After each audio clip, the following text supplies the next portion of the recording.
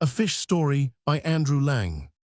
Perhaps you think that fishes were always fishes and never lived anywhere except in the water.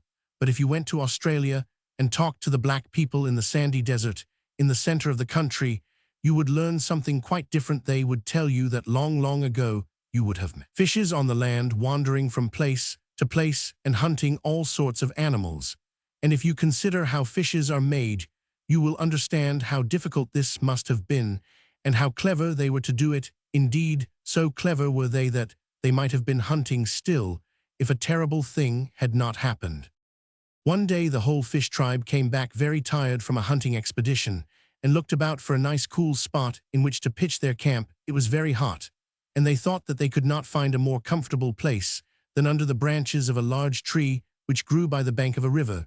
So they made their fire to cook some food right on the edge of a steep bank, which had a deep pool of water lying beneath it at the bottom while the food was cooking. They all stretched themselves lazily out under the tree and were just dropping off to sleep when a big black cloud, which they had never noticed, spread over the sun, and heavy drops of rain began to fall so that the fire was almost put out.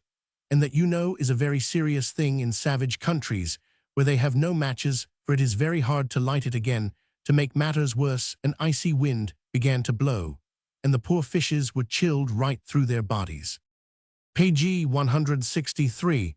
This will never do, said Thugai, the oldest of all the fish tribe. We shall die of cold unless we can light the fire again, and he bade his sons rub 2 sticks together in the hope of kindling a flame. But though they rubbed till they were tired, not a spark could they produce.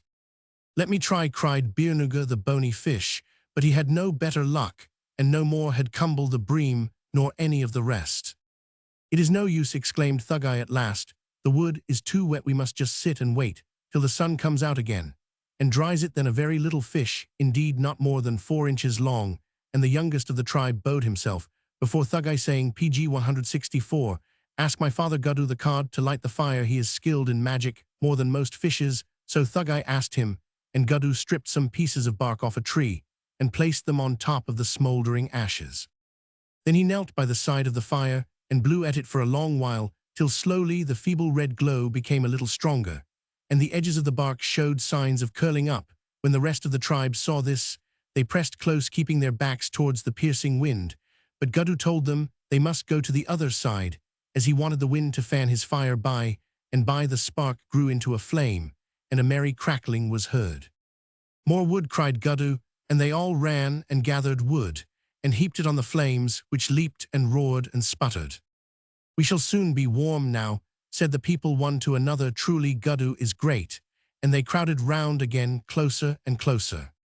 Suddenly, with a shriek, a blast of wind swept down from the hills and blew the fire out towards them. They sprang back hurriedly, quite forgetting where they stood, and all fell down the bank, each tumbling over the other, till they rolled into the pool that lay below. Oh, how cold it was in that dark water, on which the sun never shone.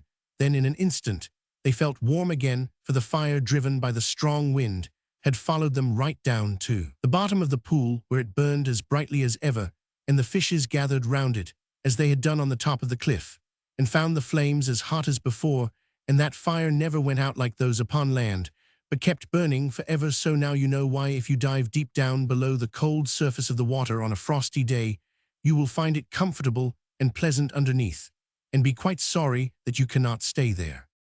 Australian Folk Tale. PG 165.